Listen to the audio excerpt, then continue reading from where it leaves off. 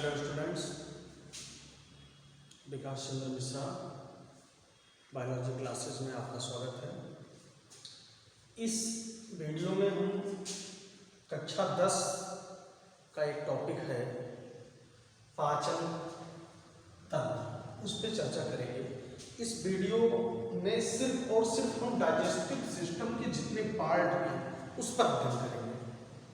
केवल पाचन तंत्र पर लोग अध्ययन करेंगे और किसी दूसरे टॉपिक पर अभी अध्ययन नहीं होगा। पाचन की क्रिया पर अध्ययन अगले वीडियो में किया जाएगा। इस वीडियो में सिर्फ और सिर्फ चर्चा होगी पाचन अंगों पर। कितने अंग हैं, किनका पाचन में क्या रोल है और भोजन कहाँ कितने समय तक होता है, अध्ययन सिर्फ इस पर होगा। अगले लेक्चर में हम पाचन प्रक्रिया पढ़ाएंगे आपको।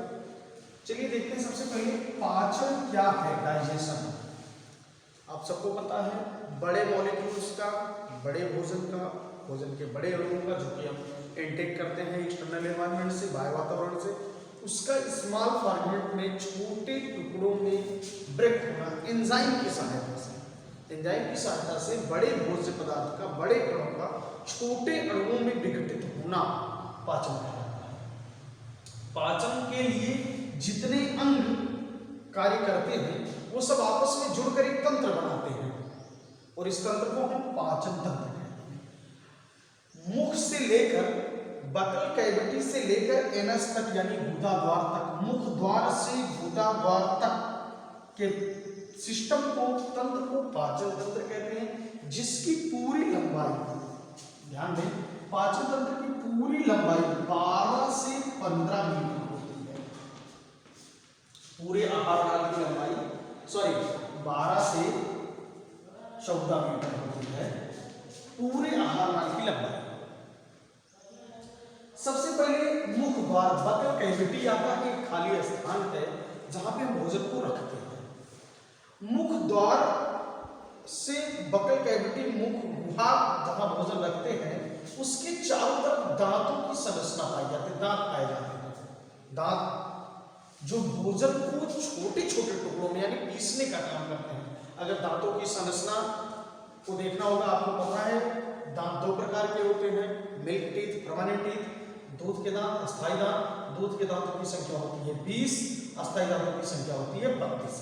दांत 4 प्रकार के होते हैं, आपको पता है, कृंतक, रदनक, चर्वणक, अग्रचर्वणक। इस पर जब हम पाचन क्रिया पर अध्ययन करेंगे तो इनकी अलग अलग संरचना और कार्य को बताएंगे। जैसे जनरल में जाने आप, दांत 2 प्रकार के होते हैं, मिल्क टीथ, परमानेंट टीथ यानी दूध के दांत और अस्थायी दांत।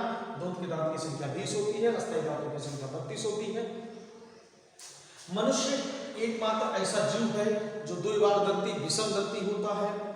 अब दांत भोजन को छोटे छोटे टुकड़ों में तोड़ते हैं। इसी बकल कैविटी में ही, मुख गुहा में ही 3 जोड़ी लाल ग्रंथियां पाई जाती हैं। 3 जोड़ी लाल ग्रंथियां, अधोहन, अधोजिह्वा, कर्णमूल। 3 जोड़ी लाल ग्रंथियां कौन सी हैं? अधोहन, अधोजिह्वा और कर्णमूल। तीनों जोड़ी लाल ग्रंथियां यानी कुल मिलाकर 6 लाल ग्रंथियां पाई जाती हैं। अधोहन चर्वणक दांत के ठीक नीचे, अधोजिह्वा जीभ के साइड में दोनों तरफ, कर्णमूल कान के जड़ के पास, इसलिए इसका नाम कर्णमूल है। 3 जोड़ी लाल ग्रंथियां पाई जाती हैं। इन तीनों जोड़ी लाल ग्रंथियों से लार स्रावित होती है और वो लार स्टेंस और वाटरन्स नलिकाओं से, 2 नलिकाएं हैं, स्टेंस और वाटरन्स, दोनों नलिकाओं से होकर बकल कैविटी में पहुंचती है। लार में 2 प्रकार की एंजाइम भी पाई जाती हैं, एक तो टाइलिन होती है, दूसरी लाइसोजाइम होती है। टाइलिन को स्लेवरी एमाइलेज भी कहते हैं, जो कार्बोहाइड्रेट का पाचन करते हैं। फिर से ध्यान दें, लार ग्रंथियों में 2 प्रकार की एंजाइम होती है, टाइलिन जिसे स्लेवरी एमाइलेज भी कहते हैं, ये फूड में उपस्थित कार्बोहाइड्रेट का पाचन करती है, जबकि लाइसोजाइम भोजन में उपस्थित अपशिष्ट पदार्थ, बैक्टीरिया, जीवाणु और विषाणु को नष्ट करने का काम करती है। बकल कैविटी के बाद लार ग्रंथियों में भोजन, लार अच्छे से मिक्स होकर ये आगे बढ़ता है, ग्रास नली से होकर पहुंचता है सीधे, यहाँ पे कोई भी डाइजेशन नहीं होता है, सीधे भोजन पहुंचता है आमाशय में। आमाशय, पेट, आमाशय सबसे बड़ा पार्ट है, सबसे ज्यादा समय तक भोजन यहाँ रुकता है। यहाँ भोजन 5 से 6 घंटे तक रुकता है। आमाशय में भोजन के पाचन के लिए इसकी भित्तियों में, आमाशय की जो मेम्ब्रेन है, इसके मेम्ब्रेन में छोटी छोटी ग्लैंड्स होती हैं, ग्रंथियां होती हैं, जो विशेष एंजाइम को निकालती हैं। चर्चा होगी जब पाचन करेंगे, पाचन की प्रक्रिया पढ़ेंगे तो बताएंगे कौन सी एंजाइम किस फूड के पाचन के लिए आती है। यहाँ से एंजाइम निकलकर भोजन को पचाने का काम करती है। इसके पहले आमाशय में क्रमाकुंचित होता रहता है, आमाशय संकुचित होता रहता है, फैलता रहता है। इस प्रोसेस से भोजन वेल मिक्स हो जाता है और इस वेल मिक्स भोजन को, अच्छे से मिले हुए भोजन को, जो लुगदी जैसी संरचना होती है, इसे हम काइम कहते हैं। कई बार ये क्वेश्चन पूछा गया है एग्जाम में, 1 नंबर में काइम क्या है? काइम क्या है? आमाशय में पहुंचे हुए भोजन का एंजाइम के साथ मिक्स होकर क्रमाकुंचन क्रिया द्वारा लुगदी जो तैयार होती है उसे हम काइम कहते हैं। आमाशय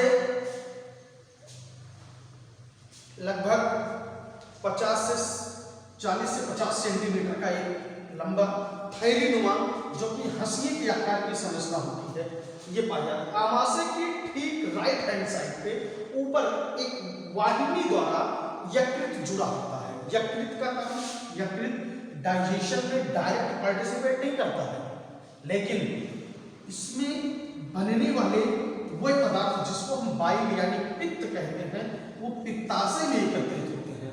पित्त नली द्वारा आमाशय यकृत में बने पित्त पित्ताशय में आकर एकत्रित हो जाते हैं, जो आवश्यकता पड़ने पर भोजन में पित्त नली द्वारा पहुंचते हैं ग्रहणी के पास, ड्यूडेनम के पास।